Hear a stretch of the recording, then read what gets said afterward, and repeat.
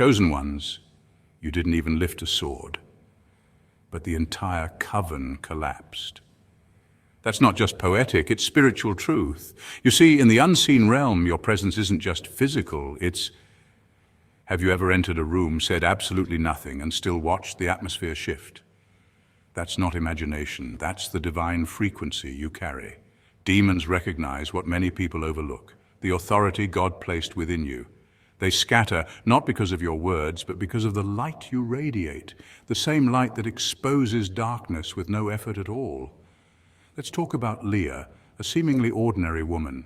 She wasn't loud, she didn't wear a cross around her neck or shout Bible verses at strangers, but spiritually she was a fortress. Her life was rooted in prayer, not performance. She didn't just attend church, she the church, wherever she walked. What Leah didn't realize was that a coven of witches had taken notice of her light. Week after week they gathered in secrecy, launching curses, spells and dark intentions her way. But every time they conjured evil, it boomeranged. One lost their job, another's deepest secrets surfaced. One cracked under the weight of their own darkness. Leah never even knew they existed, yet they knew name. Why? Because in the spiritual realm, true light is known by name, not fame. She never retaliated. She responded with grace. She prayed in silence, and heaven moved loudly. This is how the chosen fight, not with carnal weapons, but with spiritual ones, faith, discernment, humility, and obedience. As 2 Corinthians 10:4 reminds us, the weapons of our warfare are not carnal, but mighty through God to the pulling down of strongholds. The reason they fear you is because your armor is invisible but impenetrable. You carry peace like a sword. You march with angels. You're not alone, you are backed by the armies of heaven. Even when you sleep, your spirit is armed. This is why entire systems collapse around you when you walk in. Why relationships break apart, secrets get revealed, and people start feeling exposed just by being near you. Your light disrupts what's been hidden in darkness. You don't need to lift a hand. Your presence is warfare. Your very existence is a prophetic rebuke to anything not aligned with God's will. This is why Isaiah 54:17 hits differently. No weapon formed against you shall prosper. Not because weapons won't be formed, but because your covering cancels their power. In this video, we're diving deep into why they fear you, why your peace is a problem to the demonic realm, why your resilience causes chaos in dark places. You'll learn how to walk in that power even more boldly, how to sharpen your spiritual awareness, and how to stay anchored in your divine identity. Chosen one, victory isn't something you chase, it's who you are. So stay planted, stay prayed up, because every time you show up, the enemy knows God just walked in with you. Point 1, your presence is a threat. You're not loud, but you're powerful, and that scares them. See, in a world where everyone's screaming for attention, posting every thought online, and inflating egos just to be seen, you walk in silent. But your silence isn't emptiness, it's thunder wrapped in peace. Chosen ones don't have to announce themselves because their presence already shifts the spiritual temperature. That's the kind of power that doesn't need applause. When you step into a room, even the air gets nervous. People may smile, but behind their eyes, there's a twitch of confusion, a flicker of intimidation, a feeling they can't explain. That's not charisma, that's anointing, that's spiritual weight pressing on the atmosphere, and it didn't come from human effort. You didn't hustle for this energy, it was bestowed upon you by the Most High.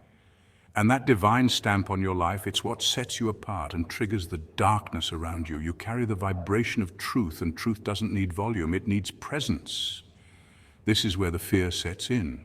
See, those operating in low vibrational energy, gossipers, manipulators, witches in disguise, they can't handle your frequency.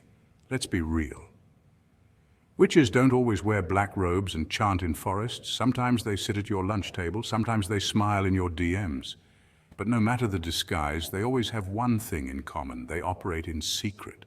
They need shadows. They need illusions. Their power only exists when truth is absent. So when you show up, authentic, healed, fully aligned, they panic. Your life exposes their masquerade. Psychologically speaking, humans are naturally threatened by what they don't understand. It's called reactance theory. When someone's presence disrupts another's illusion of control, they act out. That's why you may notice sudden jealousy, gossip, or even coordinated smear campaigns against you, and yet you've done nothing. You didn't curse them, you didn't confront them. You simply existed fully. and that was too much for them to bear.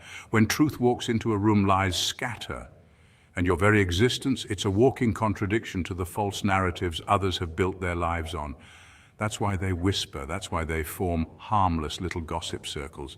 That's why prayer groups turn into prayer counterfeit sessions, calling it concern when it's actually low-key warfare. Because spiritually, they know the truth. If we don't stop this chosen one now, they'll wake up. And when they wake up, everything we built on sand collapses.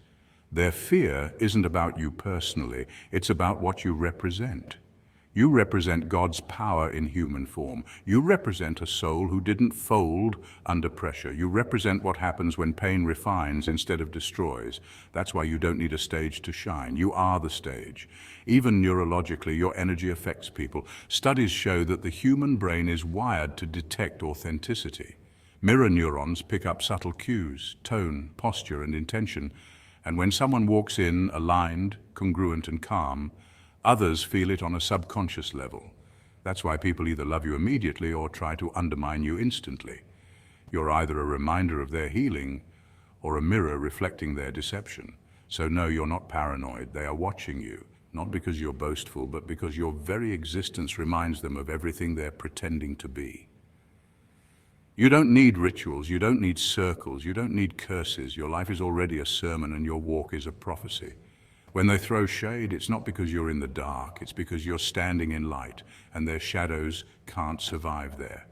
Chosen one, never shrink to make others comfortable with their demons. Your job is not to fit in, it's to awaken. Let them gossip, let them form circles, let them throw every counterfeit spell they know. Because at the end of the day, your power isn't sourced from fear, it's sourced from the Most High. And when that's your covering, no weapon form can even get close. Point 2. Your dreams are messages, not just mind games, chosen ones. You dream vividly, and that's no accident. Have you ever woken up from a dream, heart pounding, vision still foggy, and just known something spiritual just happened? Like you were somewhere that wasn't here, seeing things that felt more real than real life. That's not your imagination. That's your divine radar lighting up. That's your spiritual surveillance system doing what it was created to do. As a chosen one, your dreams are not random. They are prophetic messages, warning signs, and spiritual downloads directly from God. And when witches try to attack, your dreams are the first to know. See, the spiritual realm is not limited by time or space. It's like a broadcast that's constantly streaming in the background, but only a few people have the signal strength to pick it up. You, chosen one, were born with that spiritual antenna. You're tuned into the divine frequency even when you sleep. While others see dreams as just subconscious fluff or leftover mental debris from their day, you receive encoded messages. You don't just dream, you see. And that is terrifying to the forces of darkness. Have you ever noticed a pattern? Every time spiritual warfare heats up in your life, every time envy rises, gossip spreads, or dark energy lingers in the air, your dreams start getting louder, more symbolic and more urgent. Snakes slithering in corners, shadows lurking, people from your past behaving strangely, even faceless figures staring right at you. That's not coincidence. That's divine intelligence. Heaven is alerting you to what hell is trying to do. Spiritually, snakes in dreams often represent deception or betrayal, a signal that someone near you can't be trusted. Shadows? They represent hidden plots, spiritual attacks, or dark energy watching you. Repeated faces, that's God putting someone on your radar. You don't always need to fully understand the dream in the moment. Your spirit gets the message before your mind does, because your spirit is always on duty, and when you pray over it, when you cancel those attacks in the name of God, baby, you don't just wake up, you rise up and disarm a whole legion. Now let's get factual. Studies in neuroscience show that the brain consolidates memories and processes emotions during REM sleep. But for spiritually gifted individuals, chosen ones, REM sleep also becomes a gateway. Ancient spiritual traditions across cultures have spoken about the veil thinning during dreams. Native Americans believed dreams were sacred messages. In the Bible, Joseph was given divine guidance through dreams, warning him to flee danger and guiding him to save nations. Daniel decoded dreams that held the fate of kings. This isn't New Age fluff, this is biblical protocol. So when witches try to launch spiritual attacks, whether through spell work, envy, curses, or monitoring spirits, they count on you being unaware. They rely on you sleeping in more ways than one. But you You're awake even when you're resting. You see their moves before they make them. You know how to pray offensively, not just defensively.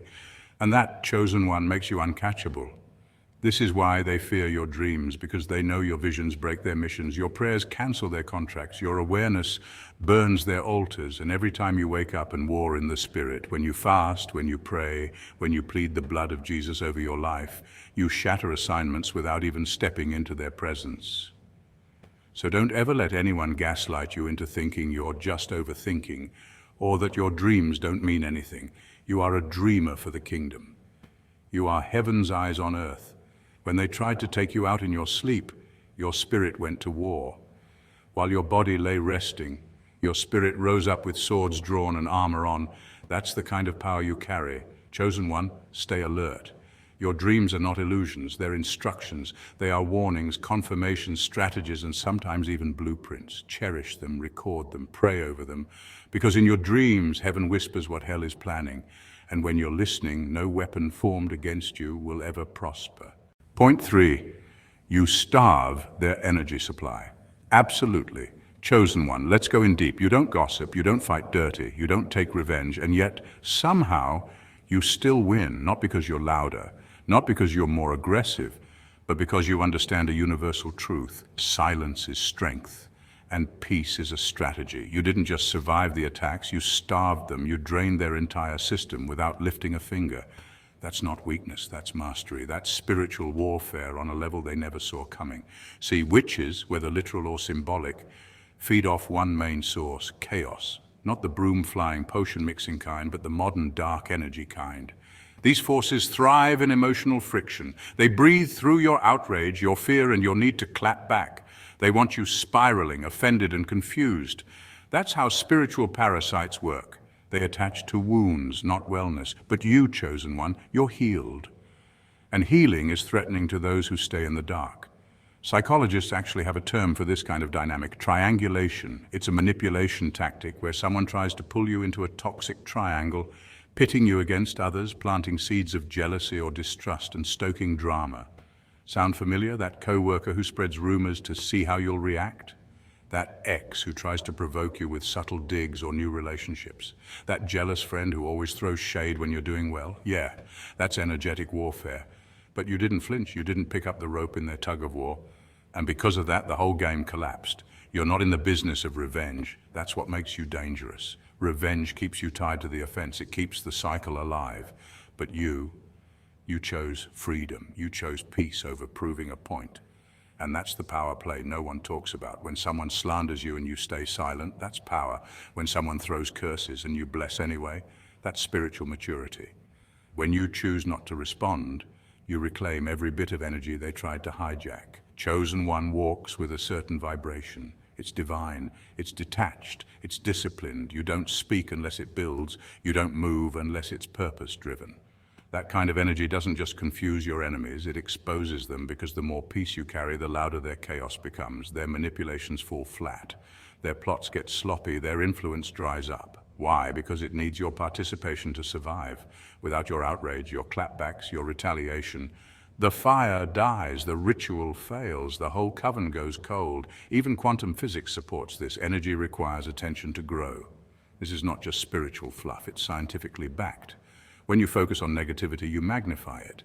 But when you remove your focus, you starve it.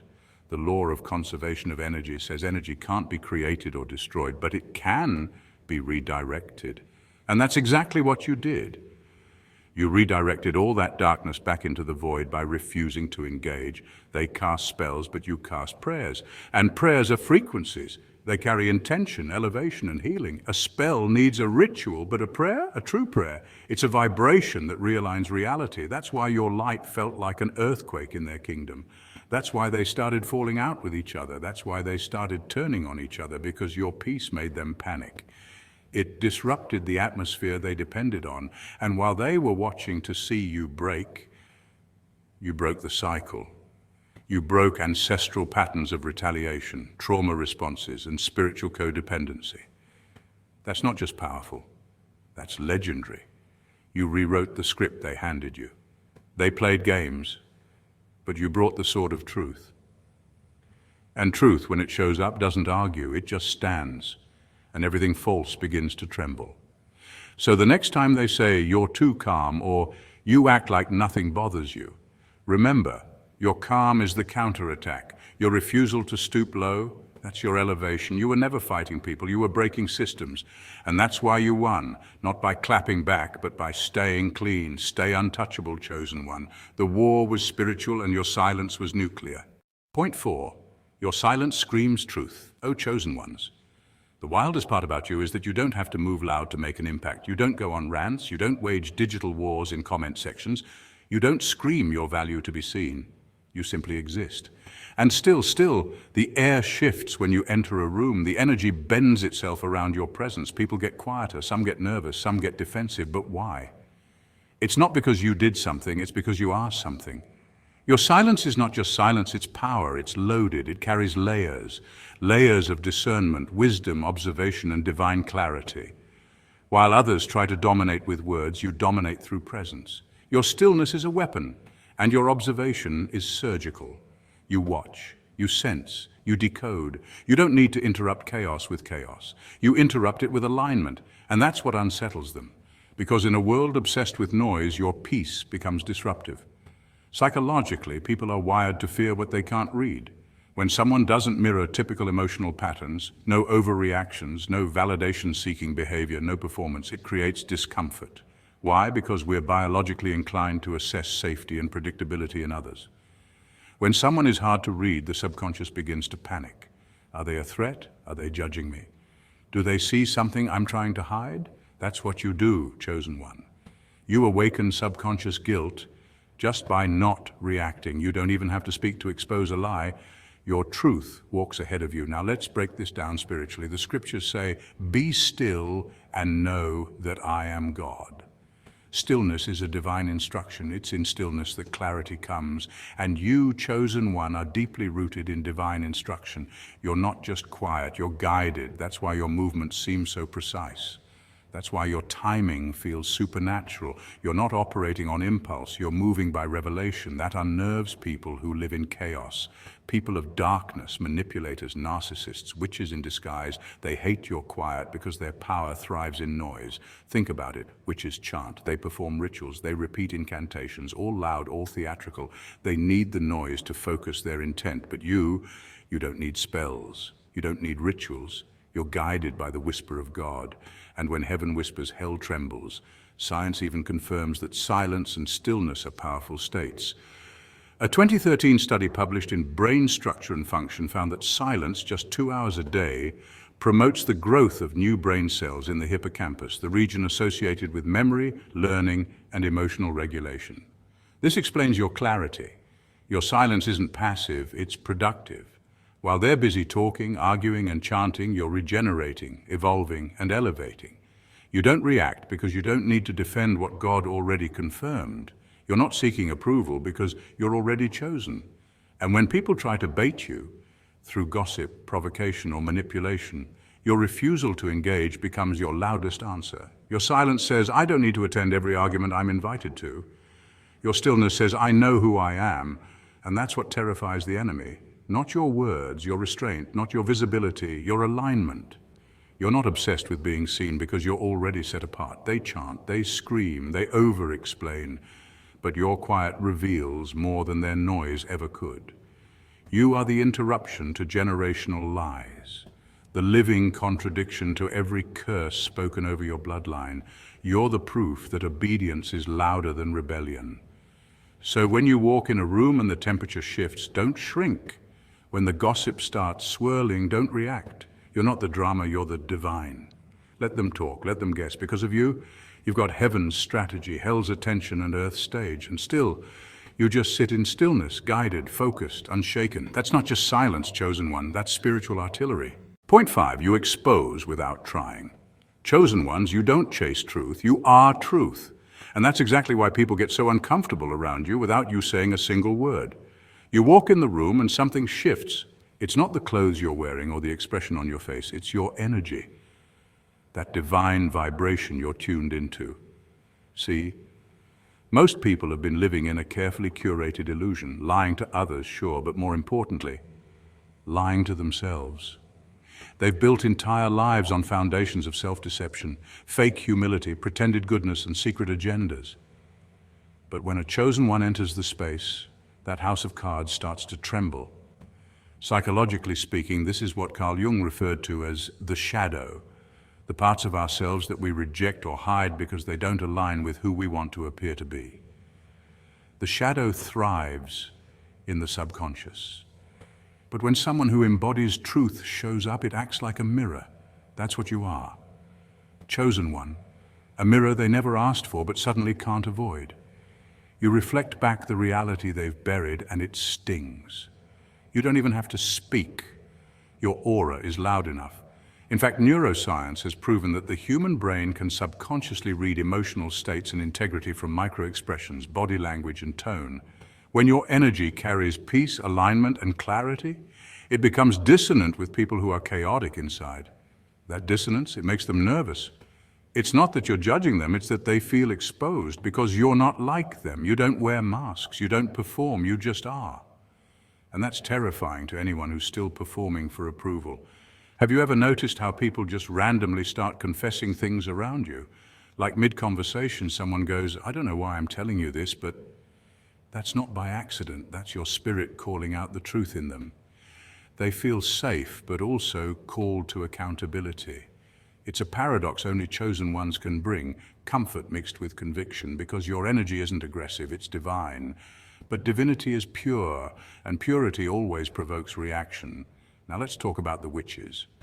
Not the broom-flying kind, but the ones who manipulate behind the scenes, spiritually, emotionally, and socially. Narcissists, energy vampires, fake spiritualists, passive-aggressive manipulators, they all fall into this category. These people hate exposure. They thrive in secrecy, in confusion, and in drama. But you, chosen one, you're like a walking spotlight, not because you're loud, but because you see. You see through the act, through the charm, through the excuses. And worse, they know you see them, even if you've never called them out. Your discernment is divine, and it's felt, not always spoken. This is why people either change around you or they flee. Some friends start distancing themselves, some co-workers start acting shady. Even family starts walking on eggshells. You didn't do anything, you didn't preach, you didn't accuse, but the moment you showed up in alignment, it became obvious who wasn't.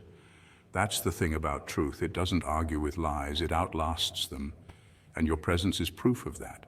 You're not here to play small so others feel comfortable. You're here to shake foundations, whether you mean to or not. The wild part, you don't want to intimidate anyone. Your heart is kind, your soul is grounded. You just want to live in peace. But that peace, it's disruptive, because peace is power, and power reveals what's fake every single time. So let them gossip. Let them twitch in discomfort. Let them throw shade, because they can't unfeel what your energy awakened in them.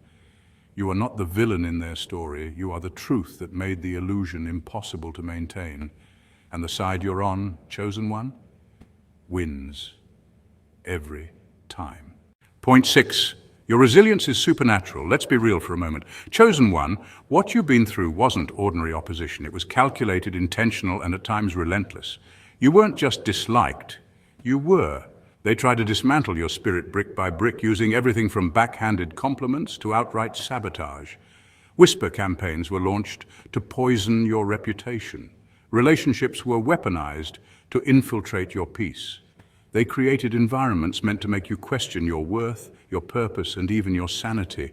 And when the physical tactics didn't break you, they turned to the spiritual, casting doubt, invoking fear, and hoping to dim the divine spark within you. But here you are, still standing, not barely hanging on, not hiding in the shadows, but standing firm, calm, composed, and rising like light through the fog. And that is no small feat. That's the mark of the chosen. That's what it looks like when destiny refuses to bow to adversity. On paper, you should have crumbled. Any regular person would have. Because when you're constantly drained, misunderstood, or attacked, the human tendency is to give in, to shrink. But you didn't, and there's a reason. It's because your strength isn't rooted in ego or emotion. It's not something you learned from motivational videos or borrowed from someone else's faith. It's ancient, it's encoded in your spirit, Jeremiah 1. 5 reminds us, Before I formed you in the womb, I knew you. Before you were born, I set you apart. That means your very existence was a divine decision, not a random occurrence. You were created for resistance, designed for difficulty, and calibrated to survive what others couldn't. Your spiritual DNA was written with the ink of resilience. You're not just fighting to stay afloat, you're rising in realms that were built to drown you, and that's what confuses the people around you. They thought the gossip would ruin your credibility. They thought the heartbreak would make you bitter. They thought your isolation would make you desperate. Instead, it purified you. You didn't just survive the fire, you were refined by it. The betrayal sharpened your discernment. The rejection deepened your self-worth. The storms didn't break you. They baptized you into a higher level of spiritual awareness. It's almost poetic. They launched attacks thinking they were your end, not realizing they were writing your origin story. The very things they thought would ruin you became the training grounds for your evolution. You see, there's something powerful about divine reversal. What they meant for evil, God used for good. That's not just spiritual fluff, it's a biblical principle grounded in Genesis 50:20. It's a reality chosen ones live daily. You are evidence that God flips the script. You're not just a comeback story, you're the storm they didn't see coming. And now, you're mentally sharper than ever. Your emotional intelligence has matured. Your spiritual sensitivity has heightened. You've become a walking testimony, a living, breathing contradiction to every negative word spoken over you. That's why you can't be fazed anymore. Because what they didn't understand is this: when you're truly chosen, you're not just protected, everything they did only pushed you closer to your calling. So let them whisper, let them watch, let them wonder how you keep getting back up. Because while they were busy trying to break you, heaven was busy building you. And now you're more than just standing, you're glowing. You've become a spiritual fortress, not easily moved, not easily manipulated, and certainly not easily destroyed. You're not walking proof of luck, you're walking proof of divine purpose. No weapon formed against you shall prosper. Not because you're untouchable, but because you're chosen, and chosen ones. We don't just endure the fire, we become it. Point 7, you walk with divine backup. This is what seals it, chosen ones. You were never fighting alone. While they convened in hidden places, whispering your name in circles, drawing symbols in salt, lighting candles beneath the moonlight, and calling upon ancestral spirits, you were already surrounded by a radiance they could never touch. They relied on rituals passed down through generations, spells stitched with fear, offerings placed on secret altars, but you were backed by something eternal. Angels, not of the decorative kind found in stained glass windows, but warrior angels, messengers of fire, guardians with swords drawn, encamped around you as Psalm 34:7 promises. These are not myths or metaphors, these are spiritual realities. And the word you carry, it's not just an ancient book, it's a supernatural weapon. Hebrews 4:12 tells us it's sharper than any two-edged sword, cutting through lies, breaking chains, and dismantling demonic strongholds. When they tried to curse you with hexes, when they gossiped in envy and cast spiritual snares in your direction, their confusion grew. Why didn't it work? Why did their efforts fall flat? Because their darkness couldn't penetrate the light that covers you. You walk with divine security clearance. Heaven's court already ruled in your favor. While they plotted, the throne of grace covered you with mercy, and the blood of the Lamb declared you untouchable. They had incantations. You have intercession. They had burning herbs. You have the consuming fire of the Holy Spirit. Every room you enter shifts, not because of your ego, but because of the one who walks with you. The atmosphere around you is consecrated, chosen, and divine. You don't just endure spiritual warfare, you expose it without saying a word. That's the power of Exodus 14:14. The Lord will fight for you, you need only to be still.